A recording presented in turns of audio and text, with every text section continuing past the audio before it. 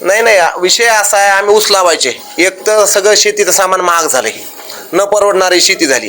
कारण ऊस नांगरणीपासून तर ऊसाचं खतापर्यंत मजूर महाग आहे. ह्याच्यामुळे एक तर शेती परवडत नाही. शासनाने सांगितलं की लाईट फ्रीमध्ये द्या, तर लाईटमध्ये फ्री म्हणून अशी घोषणा झाली तर खालचे जे अधिकारी असतील, कर्मचारी असतील, ह्यांच्या फक्त दुर्लक्षपणामुळे आम्हाला लाईट भेटत नाही. आणि 2 महिन्यापासून 1 तास 2 तास लाईट भेटते, त्याच्यात ती ट्रिप होते, म्हणजे लाईटच भेटत नाही. आणि आता 15-20 दिवसापासून तर कंप्लीट लाईट नाही. बरं, हाय लाईटच्या संदर्भात काही प्रॉब्लेम असतील तर आम्ही लाईनमॅनला सांगितलं, त्यांचा फोन स्विच ऑफ असतो.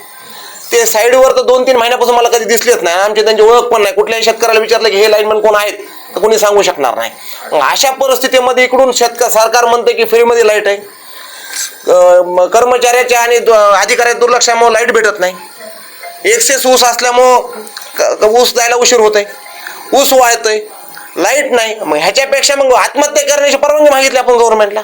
काय करायचं जगून तरी आम्ही? निवेदन दिले तुम्ही? हो, हे काय रीतसर मी तशी निवेदन दिली, रीतसर मागणी केली गव्हर्नमेंटकडं की आम्हाला परवानगी द्या आत्महत्या करण्याची. जगून तरी काय करायचं? रोज जर हे संघर्ष करायचं शेतीसाठी तर मग जगून काय करायचं? म्हणून आत्महत्यास परवानगी मागितली. त्यांची वाट बघतो आम्ही परवानगीची. हो.